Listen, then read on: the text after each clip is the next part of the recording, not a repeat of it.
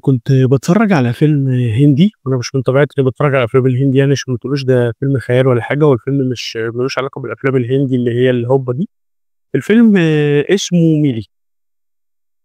هو الفيلم ده بيحكي عن قصة بنت حصل لها مشكلة في شغلها واتحبست في تلاجة، قصة كده يعني إيه، لطيفة. أنا دايمًا باحب أفلام الsurvival دي، اللي هي بيحصل للبطل مشكلة ويفضل يحاول يقاوم المشكلة دي عشان يعيش ويكمّل، اللي يطلع له قرش، اللي يطلع له مش عارف إيه، فهي من نفس النوعية دي من الأفلام. بس اللي لفت نظري بالفيلم ده حاجة مهمة جدًا، البنت اللي كانت بطلة الفيلم كانت شغّالة في mall.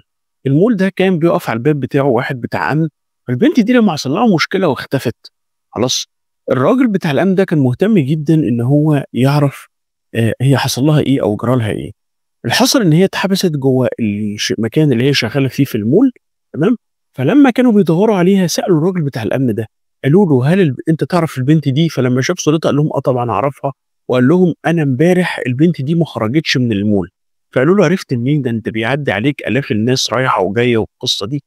قال لهم: "لإن أنا أصلًا بابقى واقف على البوابة كرجل أمن، الناس اللي داخلة واللي خارجة بتتجاهلني، ما حدش بيعبّرني، ما حدش بيسأل فيّا، ما حدش بيبُص لي، ما حدش بيتكلّم معايا.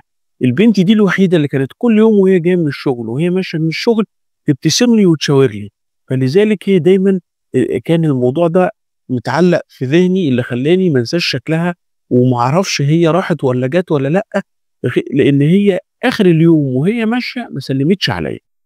القصة أو الخلاصة من القصة دي إيه، إن في بعض الناس في بعض الشركات أو بعض الناس لمّا بتوصل ل category معيّن من الC level أو إن هو يبقى director أو إن هو يبقى manager، الناس دي يعني في بعض الناس كده بتنساها وما بتتعاملش معاها، برغم إن أنت وأنت صغير مثلًا كنت بتتعامل معاه كويس وكنت لطيف معاه، بس لمّا الدنيا بتكبر معاك بتبتدي تتعامل معاه بتعالي أو تعمل نَفْسك مش شايفه أو تعمل نَفْسك ما تعرفوش لمجرد إن أنت خدت position أو لمجرد إن أنت كبرت.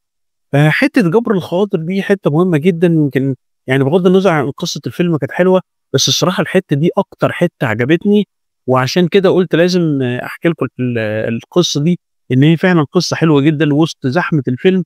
الراجل ده طلع ادّانا كده نصيحة حلوة أوي، لازم كل واحد فينا يخلّي باله في شغله بالذات مع الناس اللي هي مستواها الاجتماعي مش أعلى حاجة. لو عجبك الفيديو اعمل لايك وشير وخُش على صفحتي واعمل لايك عشان ينزل لك كل الجديد.